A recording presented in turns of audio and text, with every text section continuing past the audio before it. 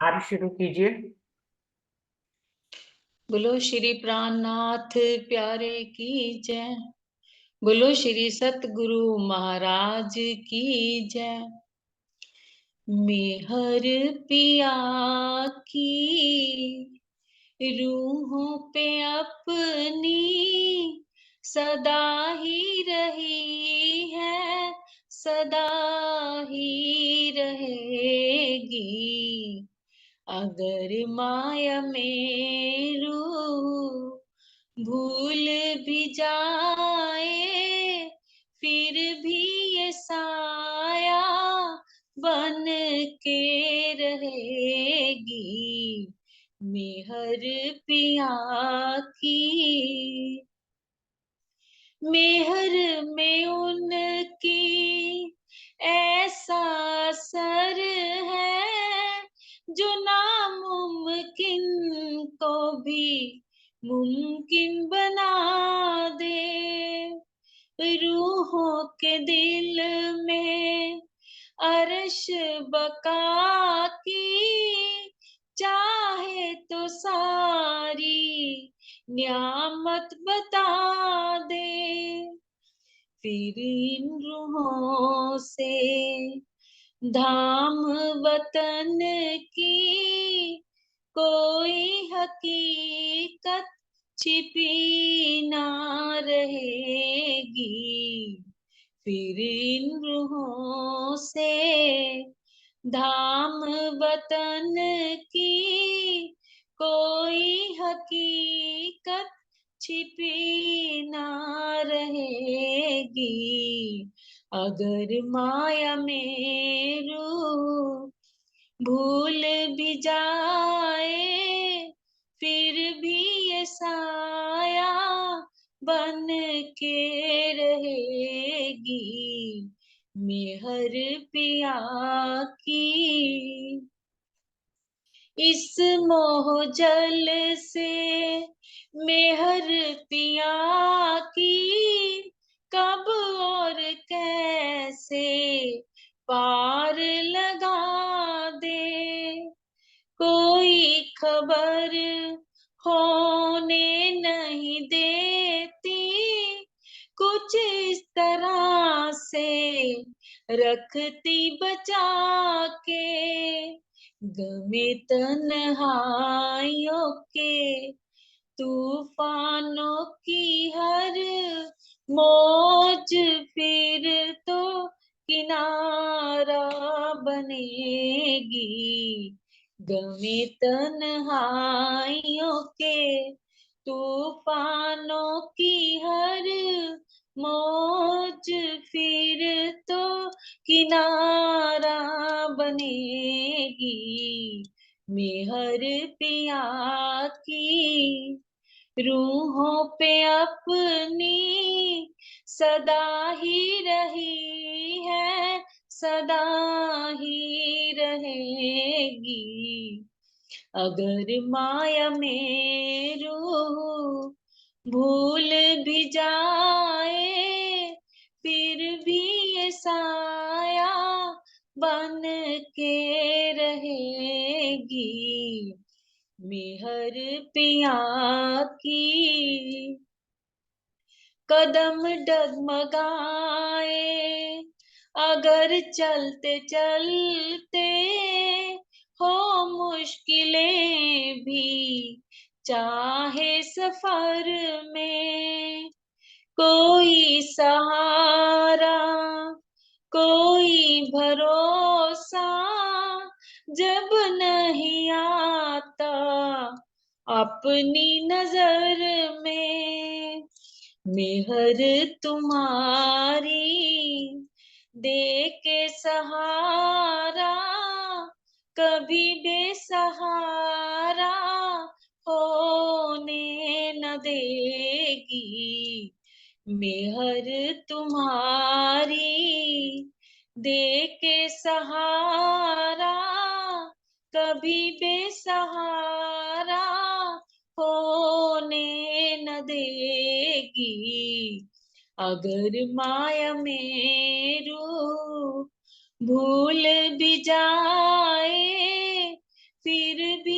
साया बन के रहेगी। मेहर पिया की रूहों पे अपनी सदा ही रही है, सदा ही रहेगी। मेहर पिया की। बोलो श्री प्राणनाथ प्यारे की जय। बोलो श्री सतगुरु महाराज की। धन्यवाद शशि दीदी। शुरू करते हैं सुंदर साथ जी। सभी सुंदर साथ जी को मेरा प्रेम प्रणाम जी। प्रणाम रुचि जी, प्रणाम प्रणाम जी, प्रणाम जी, प्रणाम जी। प्रथम प्रणाम। लागो दोई चरण को, धने ना छुड़ाइयो खेन। लाख तली लालेड़िया, मेरे जीव के ही जीवन। इन पाँव तले पड़ी रहूं, धनी नजर खोलो बाटून। पलना वालों निरखो नेत्रे, मेरे जीव के ही जीवन, मेरे जीव के ही जीवन। श्री बंदो सतगुरु चरण को, करूं सो प्रेम प्रणाम। अशुभ हरन मंगल करन, धन श्री देव चंद्र जी नाम। श्री प्राणनाथ निज मूलपति, श्री मेहराज सुनाम। तेज कुंवर श्यामा युगल, जी को पल पल करूं प्रणाम। पिया जी को पल पल करूं प्रणाम। प्रणाम जी। सभी सुंदर साथ जी को प्रेम प्रणाम जी। सुंदर साथ जी जुगलदास जी की कृत मनमोहन रसानंद सागर के हम पेज नंबर 3 पे हैं, जिसमें हेडिंग चल रही है श्री रंग भवन। सबसे पहले रंग भवन की बात कर रहे हैं। रंग भवन क्या है? जो हमारी परमधाम की भूमि है, उसके मध्य में जो 9 भूम 10वीं आकाशी का महल है, उसको रंग महल कहते हैं। यहीं पे राजी महाराज शयन करते हैं, यहीं पे सुबह उठापन होता है। यहीं से ही जो है रंग महल की ही 5वीं भूम से उठकर राजी महाराज तीसरी भूम में आते हैं, जहां पशु पक्षियों को दर्शन देते हैं। फिर यहीं पर सुबह का नाश्ता होता है। फिर यहीं पर राजी महाराज सखियों के का निरत देखते हैं, और अक्षर ब्रह्म यही जब तीसरी भूम में राजी होते हैं तो उनका दर्शन करने आते हैं। और फिर 12 बजे थाल भोग भी यहीं पे लगता है। उसके बाद राजी थाल भोग करने के बाद जब सभी सुंदर साथ पहली भूम में भोजन करके आते हैं तो उनको पान का बीड़ा देते हैं, और फिर नीलो पीलो मंदिर में तीसरी भूम में ही 12 से लेकर 3 बजे तक विश्राम करते हैं। तो सुंदर साथ जी सुबह 6 बजे राजी महाराज यहाँ पे आ जाते, 6 बजे उठते हैं तो 6:30 तक यहाँ आ जाते, और 6:30 से लेके दोपहर 3 बजे तक तीसरी भूम में रहते हैं। तीसरी भूम के बाद फिर 3 बजे उठने के बाद राजी का श्रृंगार किया जाता है, और सुखपालों में बैठकर राजी घूमने के लिए सब सुंदर साथ के साथ चले जाते हैं। तो 3 से 6 घूमना रहता है, और कृष्ण पक्ष में 6 बजे घर वापस आ जाते हैं। लेकिन शुक्ल पक्ष में रात्रि 9 बजे तक घूमना रहता है, और फिर 9 बजे के बाद सीधा आकर फिर 5वीं भूम में शयन के लिए जाते हैं। कृष्ण पक्ष में 6 बजे आ जाते हैं, वे रात्रि का भोजन घर में ही पहली भूम में करते हैं, और फिर चौथी भूम में निरत देखकर फिर 5वीं भूम में शयन के लिए जाते हैं। तो ये है रंग भवन की लीला का लीला जो इतनी देर तक होती है। तो हम दोपहर में 3 से 6 कृष्ण पक्ष में, या फिर 3 से 9 शुक्ल पक्ष में सिर्फ रंग महल से बाहर जाते हैं घूमने के लिए। बाकी समय पे हम रंग जितनी भी लीलाएं हैं वो रंग महल में ही होती है सुंदर साथ जी। तो उसी रंग महल में क्योंकि इतना समय राजी व्यतीत करते हैं, जहां 9 भूम 10वीं आकाशी है, तो उस रंग महल का वर्णन कर रहे हैं युगलदास जी। आप श्री परम धाम कैसा है कि जाके मध्य भाग विषय श्री रंग महल शोभायमान है। वो कह रहे हैं कि परम धाम कैसा है जिसके बीचों बीच मध्य भाग में रंग महल शोभा को प्राप्त कर रहा है, रंग महल शोभायमान है। श्री रंग भवन कैसा है कि सर्व मोहल्लों में खासल खास मोहल है। अब वो कह रहे रंग महल कैसा है, परम धाम में जितने भी मंदिर हैं जितनी भी जगह है, जितने भी पक्ष हैं, उन सब में रंग महल सबसे खासल खास महल है। तो सुंदर साथ जी खासल खास क्यों है? क्योंकि सबसे अधिक वक्त राजी महाराज रंग महल में ही बिताते हैं। सोने से लेकर सुबह जागने तक राजी महाराज रंग महल की ही अलग अलग भूमों में लीलाएं उनकी चलती है। पहली भूम में, दूसरी भूम में, तीसरी भूम में। अब हर भूम की लीला क्या है? पहली भूम में मूल मिलावा है, वहां पे रसोई है, सीढ़ियों का मंदिर है। तो कहीं जाना हो ऊपर कहीं पे भी तो पहली भूम में आना ही पड़ता है, वहां सीढ़ियों वाले मंदिर से जाना पड़ता है। भोजन बनता है तो पहली भूम में बनता है। रसोई की हवेली है पहली भूम में, लाड भाई का जो वही काम करता है सुंदर साथ जी। और जो पहली चौरस हवेली है उसमें दहलाने बनिया जहां सुंदर साथ भोजन भी करते हैं, दोपहर का भी और रात्रि का भी। तो चौरस हवेली जो पहली है वो भी भोजन की ही हवेली है। और फिर उसके बाद पांचवी गोल हवेली मूल मिलावा है, जहाँ राज्य अक्सर बैठते हैं अपनी रूहों के साथ, और इस समय तो वहीं बैठे हुए हैं खेल दिखाने के लिए। तो ये हो पहली भोम। दूसरी भोम में है भुलवनी, जहाँ राजी महाराज भुलवनी का खेल खेलने जाते हैं। और फिर खड़ोकली जो एक कुंड है स्नान का, भुलवनी में लीला करने के बाद, एक दूसरे को पकड़ने की लीला करने के बाद, जहाँ अनेकों इस प्रतिबिंब दिखते हैं। शीशे के पूरे भुलवनी के मंदिर है, जहां भ्रम पैदा होता है। किसी सखी के प्रतिबिंब को पकड़ लेते हैं, कभी राज्य के प्रतिबिंब को पकड़ लेते हैं। तो भुलवनी में इस तरह की भूलने की लीला करने के बाद फिर खड़ोकली में स्नान की लीला होती है सुंदर साथ जी। फिर तीसरी भूम, तीजी भूम की पड़साल हम सभी को मालूम है, दोपहर का भोजन, सुबह का भोजन सब तीजी भूम में होता है। वहीं से ही पशु पक्षियों को दर्शन भी दिया जाता है। अक्षर ब्रह्म को भी दर्शन यहीं से दिया जाता है। फिर नीलो पीलो मंदिर में सोया भी यहीं पे जाता है, विश्राम भी यहीं करते हैं। आसमानी मंदिर में श्यामा जी का श्रृंगार भी यहीं पे होता है। दहलान में राज्य का सुबह का श्रृंगार भी यहीं पे होता है। तो सुंदर साथ जी तीजी भोम की पड़साल में भी बहुत लंबी लीला होती है। फिर आते हैं चौथी भोम में। चौथी भोम में सुंदर साथ जी निरत की हवेली है। निरत में राजी जब कृष्ण पक्ष में जल्दी घूम के आ जाते हैं तो फिर यहीं पर ही भोजन करने के बाद अ, अ, निरत की लीला होती है, जिसमें नवरंग बाई का युद्ध यहाँ पे निरत करता है। उसके बाद सबको पान बीड़ा देकर पांचवी भूम में शयन की लीला होती है। तो पांचवी भूम में क्या होता है? शयन की लीला होती है, जहां पर जुराफे के मंदिर हैं और रंगपर वाली मंदिर है, जहां राजी विश्राम करते हैं। छठी भूम में सुखपाल लोगों के और तख्तरबा के रहने का स्थान है। सुंदर साजी सुखपाल और तख्तरबा भी वहां पर चेतन है। जैसे सखिया मॉलों में रहती है, वैसे ही सुखपाल और तख्तरबा छठी भूम में रहते हैं, जो कि चेतन है। राज्य के मन में बात आती है, सखियों के मन में बात आती है, तो स्वयं चालित सुखपाल और तख्तरबा उनकी सेवा के लिए हाजिर हो जाते हैं। सातवीं भूम में क्या होता है? सातवीं भूम में दो ताली के हिंडोले हैं, जहां पर झूला झूलने की लीला होती है और आमने और सामने ताली बजती है। आठवीं भूम में चार ताली के हिंडोले हैं, जहां पर ऐसे भी ताली बजती है और फिर ऐसे भी ताली बजती है। तो आमने सामने चारों तरफ से सखियों का झुंड जो है यहाँ पर झूला झूलने की लीला करता है राज्य के साथ। नौवीं भूम क्या है? दूरदर्शिता है, जहां पे बड़े बड़े छज्जे हैं। राज्य जिस भी तरफ बैठ जाते हैं उस तरफ के पक्षों का वर्णन करते हैं राज्य महाराज जी। तो इस प्रकार से नौवीं भूम दूरदर्शिता है, जहां पे बैठकर राज्य दूर दूर के नजारे दिखाते हैं। 10वीं भूम चांदनी, जिसको जहां पर पूर्णमासी के दिन यहाँ पर राजी लीला करने के लिए आते हैं। बीच में कुंड भी है, नहाने की लीला होती है। शाम को बहुत जल्दी यहाँ पर आ जाते हैं और फिर उसके बाद रात्रि 12 बजे तक यहाँ पर लीला होती है। चंद्रमा की, तारों की, जो है सुखपालों की, बाग बगीचों में खेलने की, सब तरह की लीलाएं यहाँ पर होती हैं। स्नान की लीला भी यहाँ पर होती है। तो ये हो गए 9 भूम 10वीं आकाशी। और रंग महल जो है वो एक भूम ऊंचे चबूतरे से उसकी पहली भूम शुरू होती है। चांदनी चौक से उसका भूमभर ऊंचा चबूतरा उठा है। तो भूमभर चबूतरे के ऊपर तक जाने के लिए 100 सीढ़ियां और 20 चांदे होते हैं। इन सीढ़ियों के दाएं और बाएं लाल और हरा वृक्ष है, जो कि चांदनी चौक के अंतर्गत आता है। तो अमृत वन के बीच में ये चांदनी चौक बना हुआ है और ये अमृत वन तक आने का रास्ता यमुना जी से सीधा है।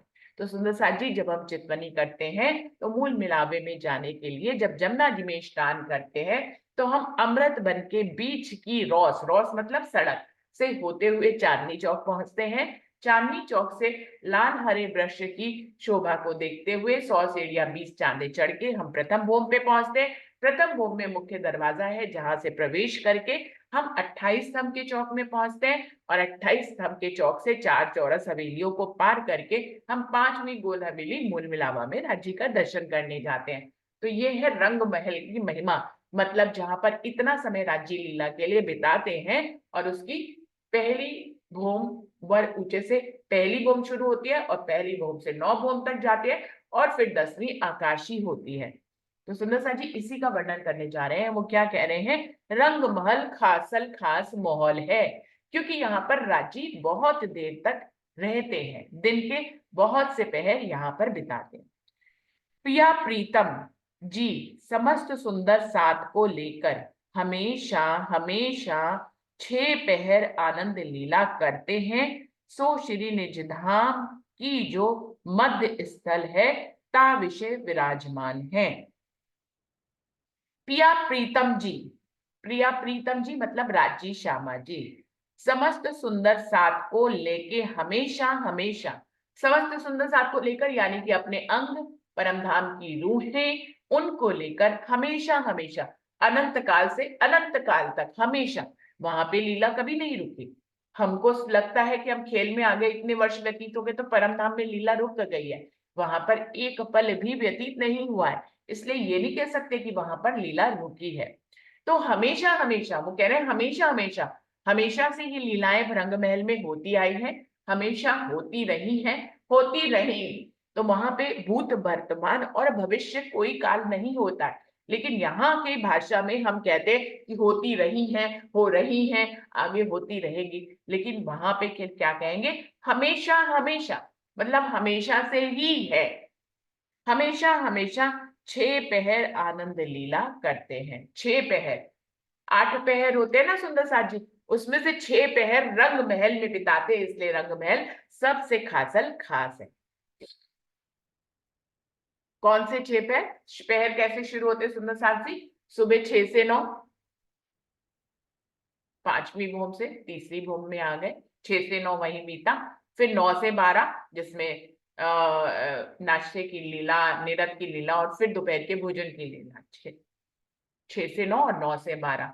फिर 12 से 3 विश्राम की लीला, 3 पहर यहाँ बीत गए। फिर 3 से 6 घूमने जाते हैं, फिर आकर 6 से 9 चौथा पहर, 6 से 9 में रात्रि का भोजन और निरत की लीला, 6 से 9 हो गया रात्रि में।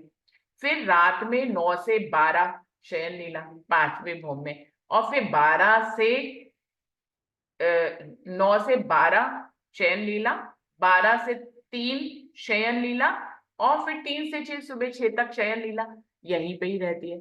तो फिर सुंदर साथ जी कितने पहर, सिर्फ एक पहर बाहर गए, वो भी कृष्ण पक्ष में, और शुक्ल पक्ष में सिर्फ 2 पहर बाहर गए।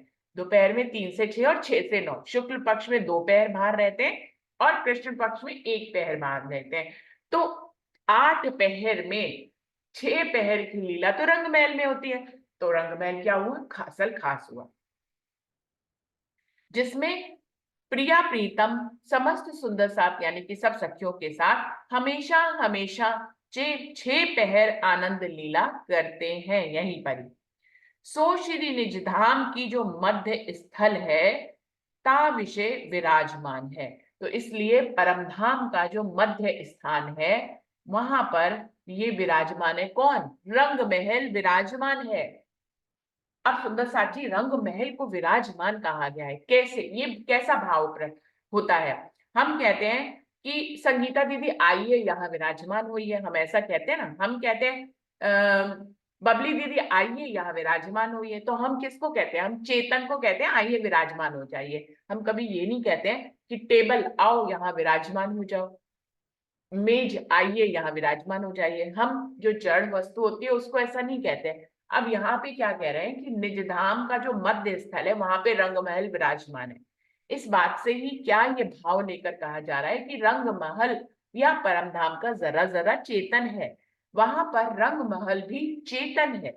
रंग महल को जड़ नहीं कहेंगे, इसीलिए रंग महल को भी क्या कहा जा रहा है, वो निज धाम के मध्य स्थल में विराजमान है।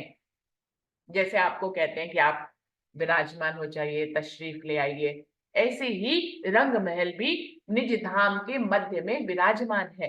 पूरा रंग महल, पूरा परम धाम, उसका जर्रा जर्रा, उसकी एक एक रेत का कण, उसका एक एक थम, उसका एक एक जो है जो जिस भी तत्व से, नूर तत्व से बने हुए हैं, वो सब कुछ वहां पर चेतन है। वहां पर जितनी भी चित्रकारी हुई है, जितनी नक्शकारी हुई है, मेहराब है, झरोके हैं, कुछ भी जड़ नहीं है सुंदर साथ जी। सब कुछ वहां पर चेतन है। आप जिस भूमि पे पैर रखते हैं वो भूमि भी चेतन है, उस भूमि पे पड़े हुए रेत का कण भी चेतन है। आपका जो चरण कमल है वो तो चेतन है ही है, उसको तो हम चेतन समझते ही समझते हैं, लेकिन परम धाम का जरा जरा चेतन है, आत्म स्वरूप है, राज्य का ही अंग है।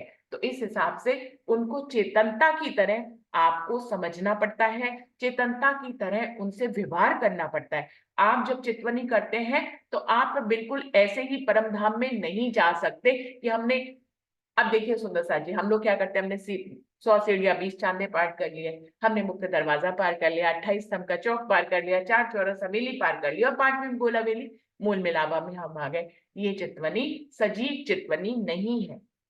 जब आप ये करते हुए चलेंगे कि मैं जहां पर पांव रख रही हूं वो चेतन है,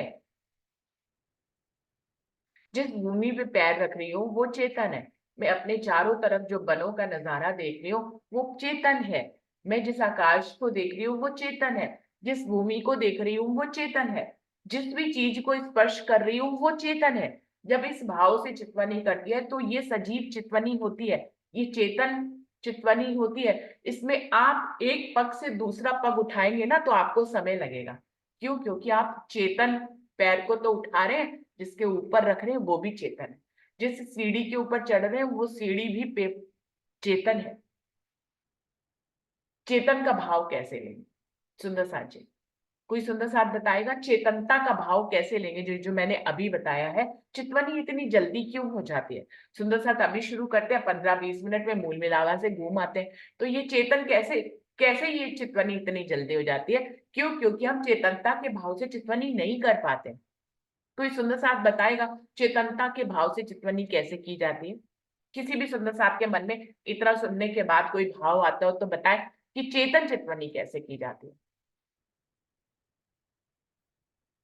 चितवनी की तो बहुत सी क्लासें चलती रहती है ना, 25 पक्ष को हम सीखते रहते हैं, लेकिन चेतन चितवनी कैसे चलती है? ज्योति दीदी आप बताएंगे, 25 पक्षों की क्लास में आप जाते हैं, चेतन चितवनी कैसे की जाती है? ज्योति दीदी। प्रणाम जी दीदी, क्या पूछ रहे नाम जी वीडियो खोलिए, बताइए। हैं? सर वीडियो तो नहीं खोल सकते अभी थोड़ा। 25 पक्षों की क्या बोली? सुनी नहीं 25 दीदी। पक्षों आपने सीखे हुए हैं ना, 25 पक्ष, हाँ जी, हाँ जी, हाँ जी। है ना?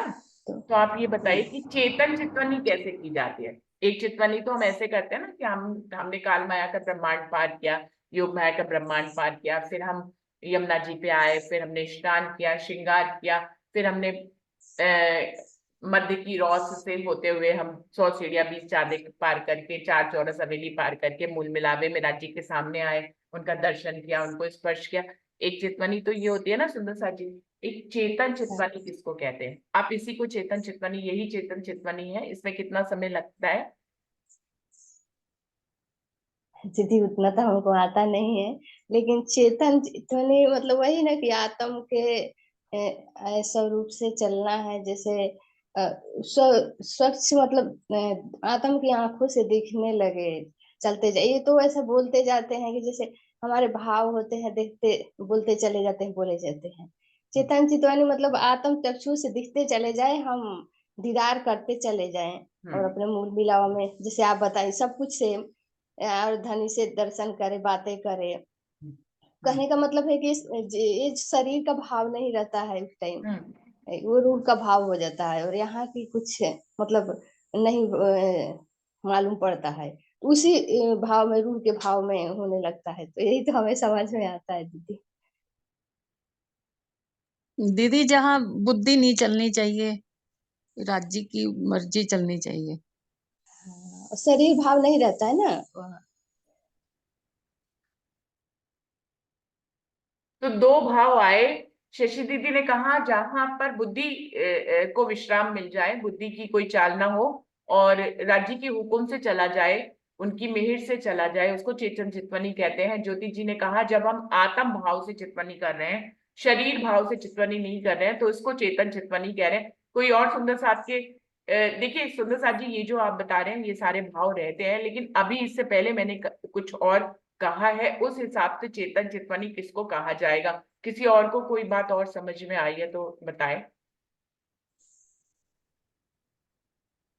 इन सब बातों में कुछ बातें और जोड़नी होंगी जिसको चेतन चितवनी मैं कह रही हूँ, शायद वो मेरा भाव हो, लेकिन फिर भी उस तक पहुंचने की कोशिश करते हैं। वर्षा, आपको कुछ समझ में आया चेतन चितवनी किसको कहते हैं?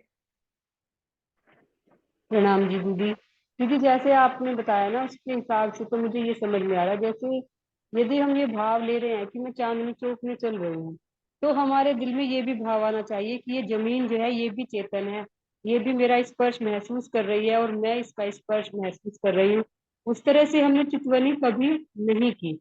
एक तरह से देखा जाए तो जो हम करते हैं वो एक तरह से मन की कल्पना की ही होती है, कि भाव ही होते हैं जो हम चलते हैं, लेकिन इस तरह से नहीं कि ये जो सीढ़ियां हैं परम धाम की ये भी चेतन है, ये भी हमें देख के मुस्कुरा रही होंगी, ये भी हंस रही हैं, ये भी हमसे बातें करती हैं, जो चित्र बने हुए हैं ये भी बातें करते हैं। जैसे श्री परिक्रमा ग्रंथ में भी आता है कि जब राजश्यामा जी और सखियां वनों से घूम कर आती हैं, तो वे जो पशु पक्षी दीवारों पे बने हैं वे भी इंतजार करते हैं, और वे दरवाजे मतलब हाथ बढ़ाकर राज्य का स्पर्श करने के लिए आतुर व्याकुल बैठे रहते हैं। तो इस तरह की मतलब चितवनी कभी नहीं की मेरे विचार से। तो शायद आप ऐसी बात बता रहे हैं, और आप बताइए दीदी। प्रणाम जी। प्रणाम जी, बिल्कुल सही जो वर्षा कह रही है, मैं भी यही कहने की कोशिश कर रही थी, उसको उसने कैच किया तो बता रही है।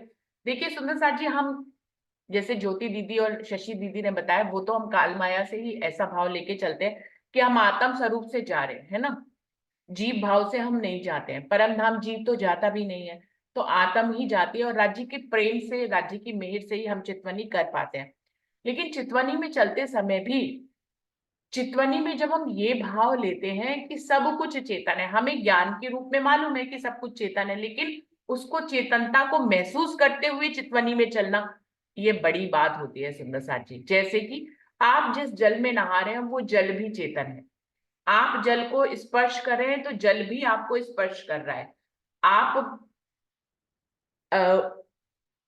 जैसे कि इसको कैसे मैं इसको एक उदाहरण से बताती हूँ। मान लीजिए मैं और वर्षा एक साथ कहीं जा रहे हैं घूमने के लिए, तो क्या हम मौन रहेंगे? हम एक दूसरे को पास में भी बैठेंगे, हम बातें भी करेंगे। क्यों? क्योंकि मेरे साथ कोई मूर्ति नहीं बैठी है, मेरे मेरे साथ जो सफर कर रही है वो वर्षा है, चेतन है। जैसे मैं चेतन हूं वैसे वो भी चेतन है। तो हम मौन नहीं रहेंगे, हम बातें भी करेंगे, हम स्पर्श भी करेंगे, हम अपनी दिल की बात उसको देंगे भी, हम उसके दिल की बात भी लेंगे।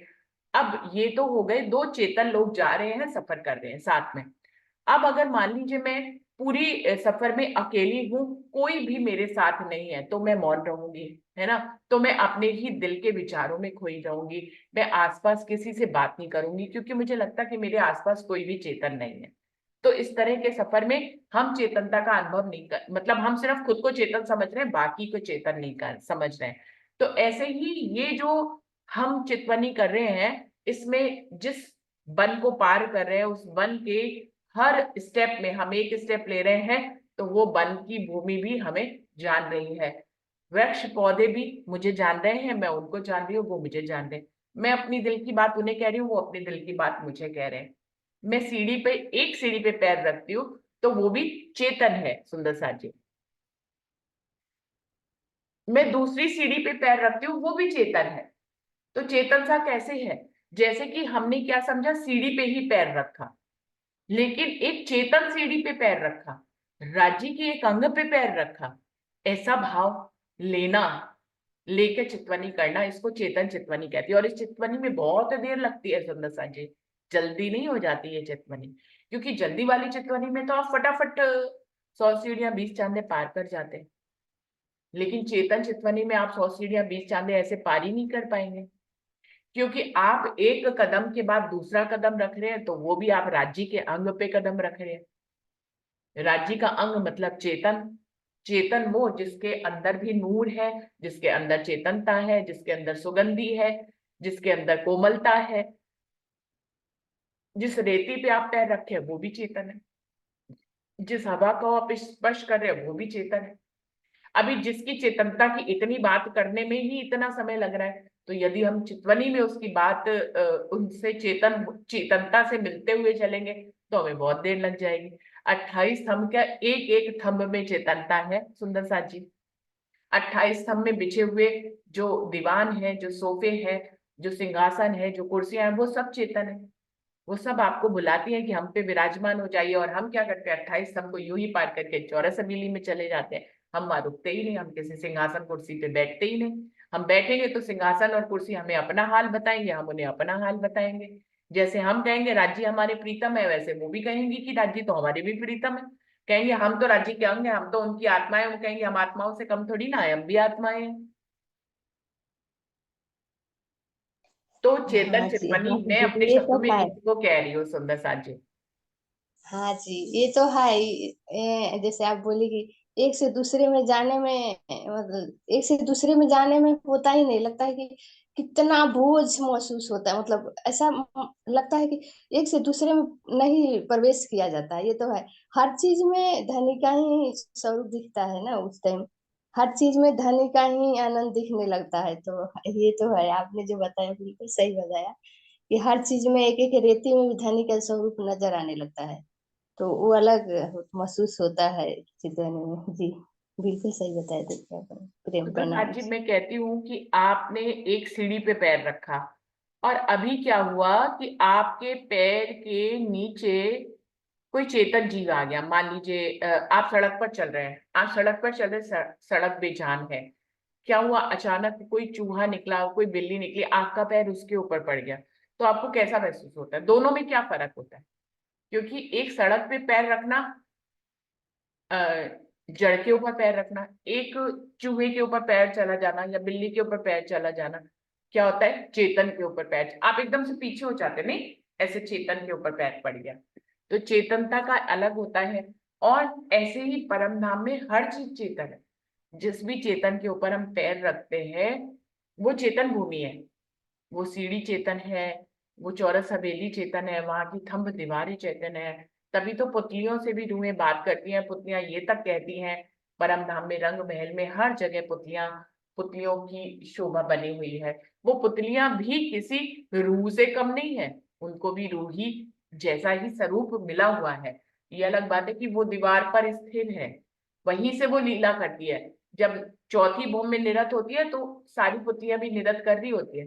पूरा रंग महल नहीं, पूरा परमधाम के 25 पक्ष का जर्रा जर्रा जो है वो नवरंग बाई के साथ निरत करता है सुंदर साथ जी। तो इस तरह से परम धाम की चेतन चितवनी में अपनी चेतनता को शामिल करेंगे।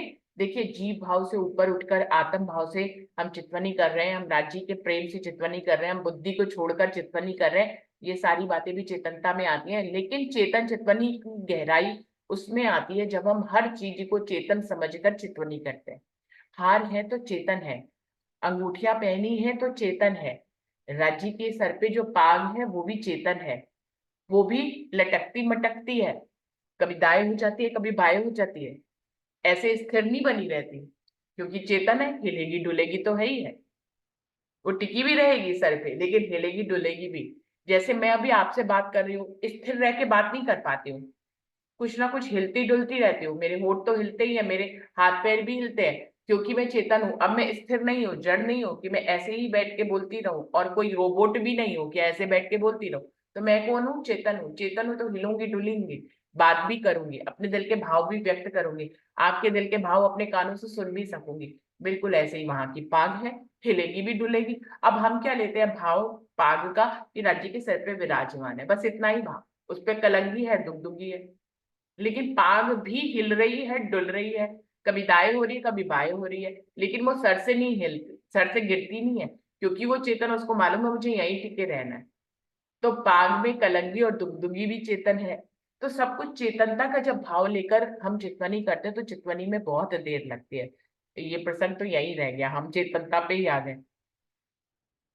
सो निजधाम को जो मध्य स्तर है, ताविशे विराजमान है। 6 पहर आनंद की लीला राजी महाराज यहाँ पर करते हैं। सो श्री निजधाम को जो मध्य स्थल है, ताविशे विराजमान है। ये विराजमान पे ये वाली बात आई थी कि परम धाम के रंग मध्य में रंग महल विराजमान है, पूर्ण चेतनता के साथ, पूर्ण सुंदरता के साथ, पूर्ण कोमलता के साथ, पूर्ण नूरमयी शोभा के साथ रंग महल परम धाम के मध्य में विराजमान है। भूम से प्रणाम मंदिर जी। बन, हाँ जी, एक बात और आती है कि वाणी में ना मतलब कहीं ऐसा वर्णन नहीं आया कि सखियां झूलों से बातें कर रही हैं या जमुना जी से बातें कर रही हैं। राज जी ने इस बार सारा वर्णन कर दिया, तो मेरे दिल में ये भाव भी आता है कि जब इस बार जागेंगे परम धाम में, तो हम सब खम्भों से, दीवारों से, पशु पक्षियों, चित्रों से, सबसे बातें करेंगे, क्योंकि ऐसा वर्णन कहीं नहीं आया है कि सखियों ने रेती से कभी बातें की हो, हवा से की हो या किवाड़ से की हो, ऐसा कोई वर्णन नहीं आया है। तो शायद राज जी ने इसीलिए इसमें सारा वर्णन करा दिया है कि हर चीज चेतन है। इस बार जागने के बाद आपस में और मुझसे बातें करने के अलावा इन सबसे भी बातें करना। जैसे वाणी में एक वर्णन आता है, हाँसी करत जमुना तट जित बहुत गड़त पाँव रेती। तो बस एक दो वर्णन कहीं कहीं आया है, मतलब पर ऐसा नहीं आया कि राज्य की सखियां या राज्य श्यामा जी रेती से बातें कर रहे हैं, ऐसा कहीं नहीं वर्णन आया है। तो नहीं, शायद राज जी बहुत ने ये जगह ऐसा वर्णन आया है कि हारों से बातें हुई हैं, वो सखियों को कहते हैं हार कि हम तो बहुत भाग्यशाली है, हम तो राज्य के हृदय पे हर समय विराजमान रहते हैं। हारों ने ये दीदी, बात वो तो कही है। बिल्कुल वाणी में वर्णन नहीं आता ना ऐसा कि हार कह रहे हैं, चर्चा करने वाले बताते हैं नहीं अपने नहीं, मतलब वाणी में क्या आया है, उन्होंने आया है वाणी ऐसा में मैंने। है कि हार कहते हैं कि हम बहुत भाग्यशाली है, हम तो राज्य के हृदय पे हर समय विराजमान रहते हैं। पुतलियों से भी बातें की हैं, मतलब ये वाणी में आ रहा है, पुतलियों से बातें करने के भाव जो है वो वाणी में आ रहे हैं, वाणी में है। हाँ, लेकिन वहाँ मतलब हर चीजों से बातें नहीं की हैं। तो इस नहीं, बार जागने के बाद सब चीजों से बातें होंगी, झूलों से भी, खंभों से भी, सब चीजों से बातें होंगी। वर्षा जी, प्रणाम। वहाँ हर चीज चेतन है, अपने आप ऑटोमेटिक अंदर से राजी से बातें होती रहती हैं। हम्म। हाँ, ये भी बात क्यों? है। हम तो वहाँ नूरी तन है, हमारे ये तो यहाँ इस ब्रह्मांड की आता है ना, हम हमसे एक दूसरे से बात करते हैं। वहां तो हम इश्क में ऐसे मस्त रहते हैं, हमको पता ही नहीं चलता सारा दिन क्या होता रहता है। सुंदर अंदर साथ जी, अंदर से जैसे बातें वर्षा राजी कह रही करते है कि रहते हैं, हम हम अब जब भी कहते जागेंगे रहते हैं तो हम उनसे। सबसे बात करेंगे, तो सुंदर साथ जी अभी से ही बात क्यों नहीं करते हैं, जागेंगे परम धाम में तब बात करेंगे, तो न इतना देर से क्यों ही शुरू करना है, आज से अभी से जब ही शुरू जितने करना है। जब जितने में हमारा ध्यान लग जाएगा, इतने मस्त हो जाएंगे। ये माया में तो फंसे पड़े हैं, इससे परे होंगे तो राज्य से बातें होंगी ना हमारी। अच्छा हम सुंदर कहते साथ हैं जी, हम माया में बात करने के लिए हमें सोचना समझना तक नहीं पड़ता, हम इतना बोलते हैं, चुप करके रह ही नहीं पाते, बोलते ही रहते, बोलते ही रहते, बोलते ही रहते, परम नाम जाके चुप हो जाते। फिर तो जब इतने जाएंगे फिर तो और ही बात हो जाती है। हाँ जी, परम नाम में जाके चुप हो जाते हैं ना, मौन चितवनी चल रही है, कोई शब्द ही नहीं निकल रहे, समझ ही नहीं आ रहा राज्य से क्या बात कर रहे, समझ ही नहीं आ रहा श्यामा जी से क्या बात कर रहे, समझ ही नहीं आ रहा फूल पौधों से क्या बात करे, रेती से क्या बात करे, यमुना जी से क्या बात करे, पुखराज से क्या बात करे, समझ ही नहीं आ रहा है ना।